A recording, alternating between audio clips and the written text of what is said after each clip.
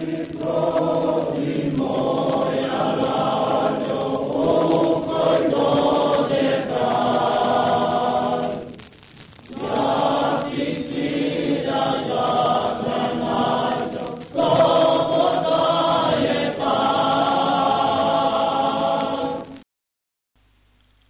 je na splitskom području njemački napad za sada zaustavljen, operacija Akse se u ostatku Dalmacije odvija uspješno.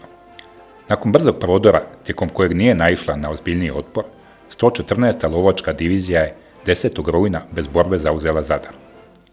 Cijeli talijanski garnizon sa ljudstvom i oružjem pao je u njemačke ruke.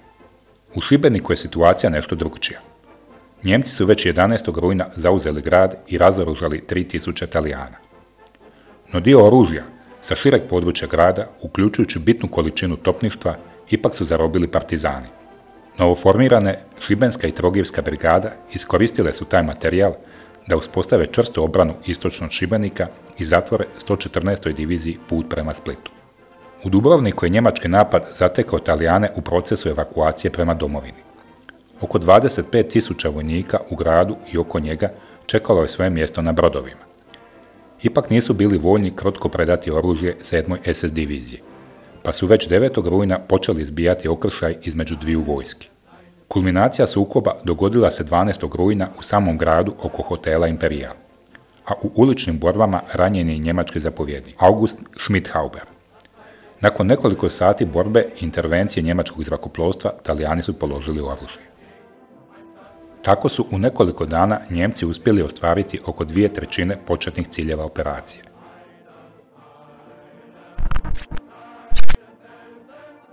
Do 15. rujna u Sinj je sletjela i druga bojna prve SS pješačke pukovnije pod zapovjedništvom SS bojnika Brajmera. Sljedećeg dana se zajedno sa 100 ustaša i nekoliko zaprežnih kola streljiva zapućuju prema Klisu. Sa njima je i Edo Bulat, ministar NDH koji ima zadatak uspostaviti ustašku vlast u Splitu. Kolona je uspjela stići do Dicma, gdje ih u zasjedi dočekuju 3. bataljon 3. dalmatinske brigade i 1 bataljon cetinske brigade. Nakon što im je na otvorenom terenu snažna partizanska vatra zadala osjetne gubitke, manji dio ih se povlači prema Sinju, a veći dio nalazi zaklon u mjestu Butike, zaseoku Dicma.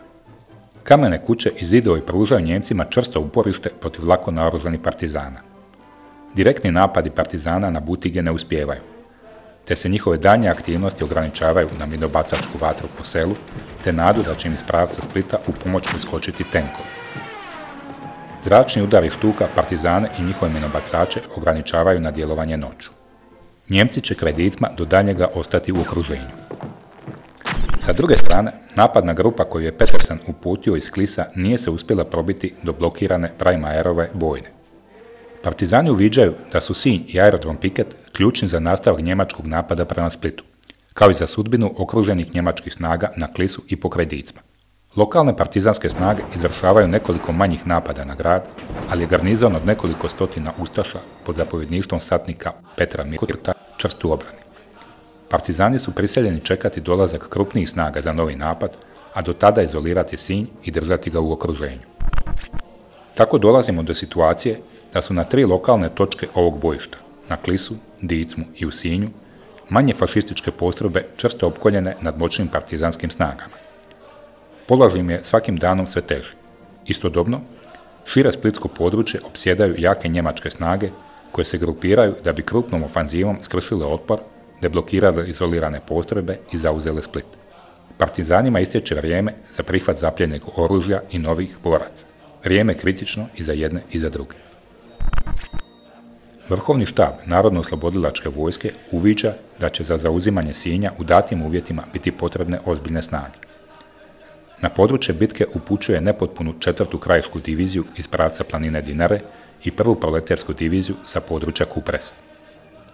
General Koča Popović u ime 4. operativne zone preuzima zapovjedništvo operacija na splitskom području. Do 16. rujna 1. proleterska divizija stiže na bojište i raspoređuje svoje 2 brigade. 3. proletersku krajišku brigadu Kotrilja, odakle vrši pritisak na Sinj i čuva prilaze gradu sa istoka, 1. proletersku brigadu u Lovreć, kako bi blokirala njemački napad iz pravca Imotskog. 16. rujna 7. SS divizija, pojačana drugim postrojbama Wehrmachta, grupiranim oko Imotskog, kreće u napad. Cilj je pravcem Imotski, Šestanovac, Zadvarje, Žrnovnica izvršiti širok i brz obuhvat motoriziranim snagama te izbiti za leđa partizanskoj obrani ispod Klisa. Nakon pada Zadvarja, pomoćni napad spojio bi se sa ustaškom posadom Omiš. Drugim napadom usmjereni na Lovreć namjerava se napredovati prema Trilju i Sinju. I dok je jaka grupacija upućena na Lovreć relativno brzo zaustavljena od strane prve proleterske brigade, Šestanovac i Zadvarje padaju usprkos otpora lokalnih partizanskih snaga. Njemci prelaze Cetinu na Pavića mostu. Njihov napad kulminira kod sela Zvečanje, pod istočnim obroncima Mosora. Tu njemački tenkovi i motorizacija nailaze na čvrstu obranu i vatru topova, te se uz velike gubitke povlače. Hrabrost domaćih partizana i pravovremena intervencija dijela prve proleterske brigade odbili su napad. Zapažen doprinos u borbi dali su italijanski dobrovoljci koji su se priključili partizanima. Kako im predviđene snage za napad na Sinj još nisu stigle ili su angažirane na drugom mjestu, partizanima oko grada ostaje samo manje akcije i noćni prodor. Ustaško zapovjedništvo situaciju ipak smatra kritičnom i traži pojačanja od Njemaca.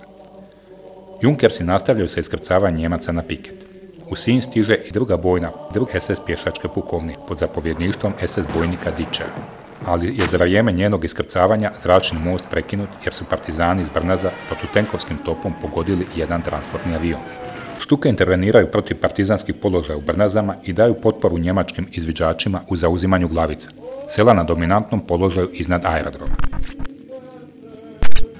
Partizani i Njemci kod Icma su i dalje u pat poziciji. Napadi štuka i čvrsti njemački položaj onemogućuju partizanima da ih odlučujućim akcijom unište. Sa druge strane, neprestana partizanska pješačka i minobacačka vatra stalno im uzrokuju gubitke. Već trećina Njemaca je izvan stroja, 200 ih je ranjeno, a i sam zapovjednik Brajmajer je pogođen u ruku. Transportni avioni nadlijeću relativno često i bacaju pomoć u hrani, streljivu i sanitetskom materijalu, ali pitanje je koliko još Njemci mogu izdržati opsadu. Na Kliškom bojištu sukob je ušao u rutinu. Po danu bombarderi gađaju partizanske položaje, a po noći partizani pješačkim napadima ugrožavaju njemačke položaje oko tvrđave. Podršku Spličanima pružaju italijanske brdske haubice sa Visoke i Kile. Situacija na tim položajima do danas ostaje nejasna.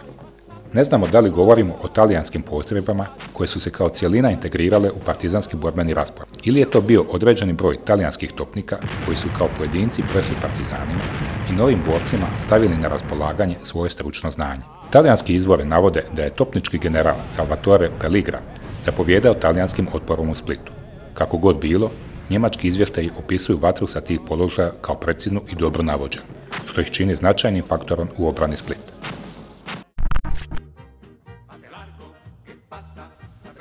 Oko 350 talijanskih vojnika koji su prešli partizanima formira 13. rujna bataljon Garibaldi.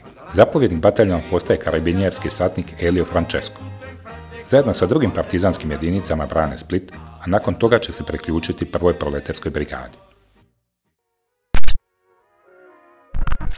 U Splitu se nastavlja sa mobilizacijom i žurnim transportom vojne opreme. Svim tim operacijama u gradu zapovijeda Vicko Krstulović.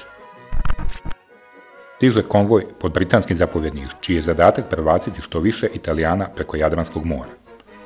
Konvoj čini 6 brodova, među kojima je najveći parobrod Dioklecijan. U pratnji konvoja su i korveta Himera i torpedni brod Arteuza sa britanskom posadom.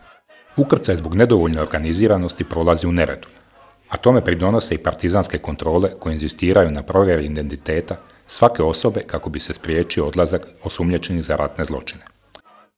General Bekuci se ukrcao na brod i napustio svoje trupe. Zapovjedništvo je prepustio generalu Salvatoreu Pelligri, koji je odbio napustiti svoje vojnike i odlučio podijeliti sa njima neizvjesnu budućnost.